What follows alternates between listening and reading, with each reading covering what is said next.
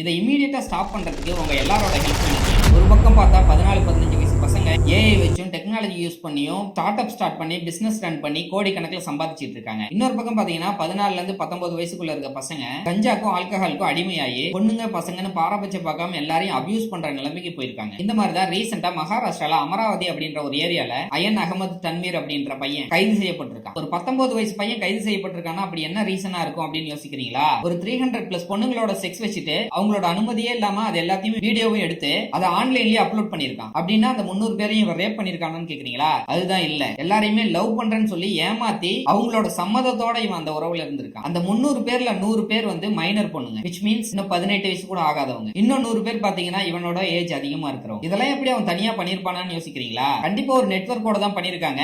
அந்த ஒரு நெட்வொர்க்கால தான் இது வெளியும் வந்திருக்கு. அவனுக்கும் அவன் ஃப்ரெண்டுக்கும் ஏற்பட்ட சண்டைனால அவன் ஃப்ரெண்டு இந்த வீடியோ எல்லாம் எடுத்து ஆன்லைன்ல அப்லோட் பண்ணிருக்கிறதா சொல்லப்படுது. அதனாலதான் இவ்வளவு பெரிய ப்ராப்ளம் இப்ப எல்லாருக்கும் தெரியவும் வந்திருக்கு. ஒரு பொண்ணை ஆன்லைன்ல பார்த்து பழகி லவ்ன்ற மாதிரி ட்ராப் செட் பண்ணி அந்த பொண்ணை தனியா வர வச்சு இவ்வளவு விஷயத்தையும் பண்ணிருக்காங்க. இது வரைக்கும் 8ல இருந்து ஒரு 10 பொண்ணுங்க மட்டும்தான் வெளியே வந்து கேஸா கொடுத்திருக்காங்க. ரிமைனிங் இருக்கிற பொண்ணுங்களையும் போலீஸ் அண்ட் கவர்மெண்ட் அவங்களையும் தைரியமா வெளியே வந்து கேஸ் கொடுக்க சொல்லி கேட்டுட்டு இருக்காங்க. இது ஒரு சாதாரண கேஸே கிடையாது, மிகப்பெரிய சைபர் எக்ஸ்ப்ளோஷன் இஷ்யூ. இந்த வீடியோஸ்ல வெளியே வந்தோடனே போலீஸ் இமீடியட்டா அந்த வீடியோல இருக்க எல்லாரையுமே அரெஸ்ட் பண்றாங்க. அவங்க எல்லார் மேலையும் Bosco ID act and BNS act படி கேஸ் ஃபைல் பண்றாங்க. எவ்வளவு ஆட்சி மாறினாலும் எவ்வளவு டெக்னாலஜி வந்தாலும் இந்த ஒரு விஷயம் ஆன்கோயிங் இஷ்யூவா எல்லா இடத்துலயும் நடந்துட்டு இருக்கு. ஒரு டைம் சவுத்ல நடக்குது, ஒரு டைம் நார்த்ல நடக்குது, இன்னொரு முறை ஈஸ்ட்ல நடக்குது. இது எல்லாரும் ஒரு நியூஸா மட்டும் கடந்து போயிடாம இனிமே இந்த மாதிரி ஒரு இஷ்யூ நடக்க கூடாது அப்படின்னு சொல்லி எல்லாருமே கொஞ்சம் அவேர்னஸா இருக்கணும். அப்படி இந்த மாதிரி இஷ்யூஸை தடுக்கிறதுக்கு நம்ம பெருசா என்ன பண்ணிட முடியும்னு நீங்க கேக்குறீங்களா? ஆன்லைன்ல பிளைண்டா யாரையும் ட்ரஸ்ட் பண்ணாதீங்க. அது பையனா இருந்தாலும் சரி பொண்ணா இருந்தாலும் சரி. உங்களோட பர்சனல் போட்டோஸ் அண்ட் வீடியோஸை யார்கிட்டயும் ஷேர் பண்ணாதீங்க. Unknown person and unknown relationship எல்லாமே ரொம்ப டேஞ்சரஸ் ஆனது. போன்லயே எல்லாமே கிடைக்குது அப்படின்னு நினைச்சீங்கன்னா